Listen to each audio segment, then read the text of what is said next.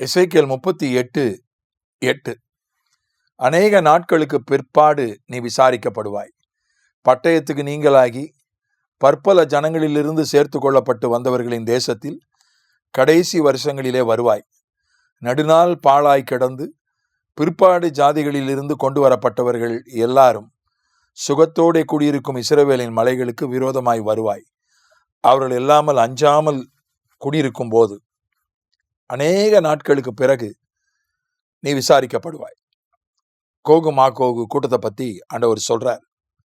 அநேக நாட்களுக்கு பிறகு விசாரிக்கப்படுவாய்னா இது இந்த உலக நீதிமன்றங்கள் அப்படிதான் ரொம்ப தாமதமா விசாரணை நடக்கும்.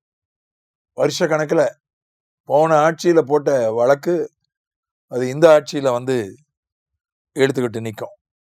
குறிப்பா சிவில் வழக்குகள்லாம் 15 வருஷத்துலேருந்து 30 வருஷம் வரைக்கும் கூட போகுது சிவில் வழக்குகள்.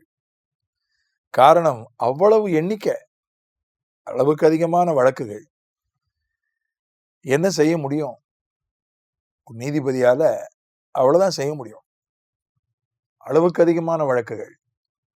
அதனால எவ்வளவு நீதிமன்றங்களை தான் திறந்துகிட்டே தான் இருக்காங்க. மகளிர் நீதிமன்றம், விரைவு நீதிமன்றம், பெண்களுக்கான நீதிமன்றம், சிபிஐ நீதிமன்றம், எம்எல்ஏ எம்பிக்களுக்கான நீதிமன்றம் தனித்தனியா திறக்கிறாங்க. லோக் அதாலத், மக்கள் நீதிமன்றம் சமரசம் பண்ணி முடிச்சிடுறது. அது முன்னால் குறிப்பிட்ட நாட்களில் மட்டும் நடக்கும். இப்போ நிரந்தரமாகவே லோக் அதாலத், மக்கள் நீதிமன்றம் வைத்து விட்டார்கள். நான் ஒரு வழக்கினுடைய விவரத்தை பார்ப்பதற்காக ஆன்லைன்ல கோர்ட் என்று சொல்லக்கூடிய அந்த வலைத்தளத்துக்குள்ள போய் அந்த வழக்கினுடைய விவரங்களை பார்த்தேன். அப்போ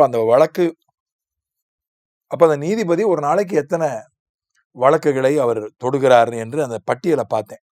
200 வழக்கு, சுமார் 200 வழக்க ஒரு நீதிபதி சில வழக்குகளை விசாரிக்கிறார், சிலரை ஆஜர்படுத்துகிறார்கள்.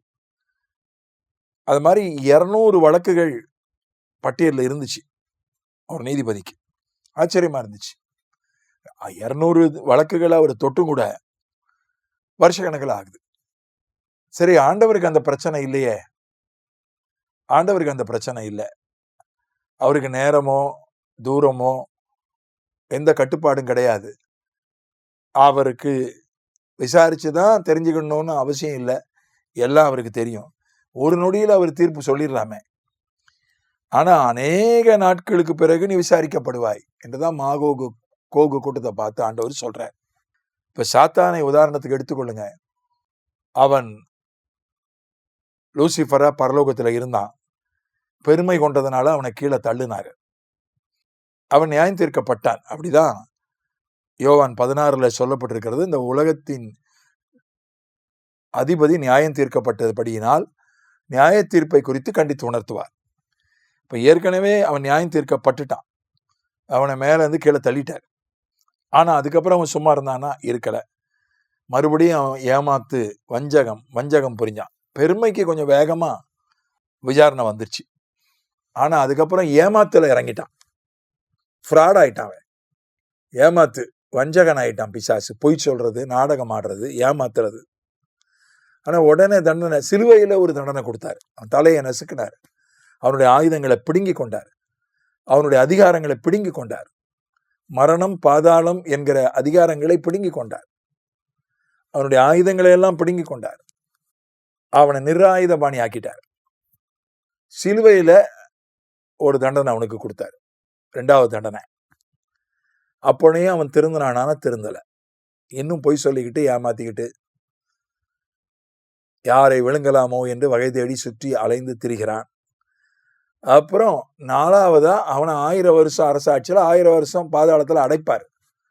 அது 4வது தண்டனை. அப்புறம் 5வது தண்டனை, அவனை அக்கினி கடல்ல நிரந்தரமா போட்டுருவார். ஆனால் பாருங்க, ஏதேன் தோட்டத்தில் விசாரிக்கப்பட்டான். ஆனால் அவனுக்கு பெரிய தண்டனை கொடுக்கப்படவில்லை. தண்டனை கொடுத்தாரு.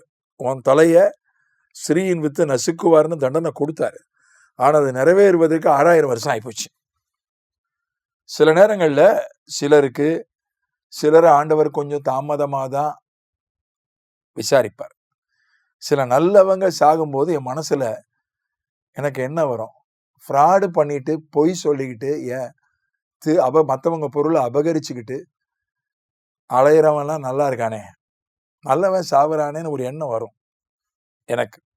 அதே போல அக்கிரம அநியாயம் பண்ணிக்கிட்டு பயங்கரமா வாயில எதை வேணா பேசிக்கிட்டு குடும்பங்களை பிரிச்சுக்கிட்டு அலையக்கூடிய நபர்கள்லாம் நல்லா இருக்காங்க, நல்லவங்களாம் சாவுறாங்களேன்னு ஒரு எண்ணம் சில நேரங்கள்ல எனக்கு வரும், மனுஷீகத்துல வரும். அதை அப்படியே அடக்கி போடுவேன்.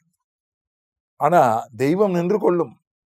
அதான் அநேக நாட்களுக்கு பிறகு நீ விசாரிக்கப்படுவாய். கோகு மாகோக பத்தி ஆண்டவரே சொல்றார். தண்டனை சீக்கிரமாய் நடவாதபடியால் மனிதனுடைய இருதயம் துர்க்கிரியைகளை செய்ய துணிகரம் கொண்டிருக்கிறது என்று பிரசங்கியில படிக்கிறோம். தெய்வம் நின்று கொள்ளும். ஆனா சில விஷயங்களுக்கு ஆண்டவர் உடனே தண்டனை கொடுக்கிறார்.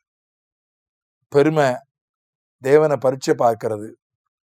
அனனியா சப்பீராள் ஏரோதுக்கு கூட கொஞ்சம் கழித்துதான் தண்டனை கொடுத்தாரு. அவன் யாக்கோபை கொன்ற போது உடனே தண்டனை கொடுக்கல. பேதுருவை பிடிச்சு சிறையில போட்டு கொல்ல முயன்றான், அப்பொழுது தண்டனை கொடுக்கல. அதன் பிறகுதான் அவனுக்கு ஒரு தண்டனை கொடுத்தார். அவன் தூதனால் அடிக்கப்பட்டான், அழிந்து போனான். அதனால ஆண்டவர் பல காரணங்கள் திருந்துவதற்கு அவகாசம் கொடுக்கிறார். சாத்தானுக்கு அப்படி கிடையாது. அவனுக்கு மனம் திரும்புதல் கிடையாது, மன்னிப்பு கிடையாது. சாத்தானுடைய விஷயத்திலே 6000 வருஷம் ஆயிருக்க. உன் தலைய ஸ்திரீயின் வித்து நசுக்குவார்னு தீர்ப்பு கொடுத்து ஆதி ஆகமத்திலே கொடுத்தாச்சு தீர்ப்பு. ஆனா அது இயேசுவின் சிலுவையில தான் நிறைவேறிச்சு. அதனால ஆண்டவர் ஒரு காலம் வச்சிருக்கிறார். நியாயம் செய்வதற்கு, நீதி செய்வதற்கு, தீர்ப்பு எழுதுவதற்கு ஒரு காலம் வைத்திருக்கிறார். சீக்கிரமாய் நீதி செய்வார். சோர்ந்து போக வேண்டாம். ஆமென்.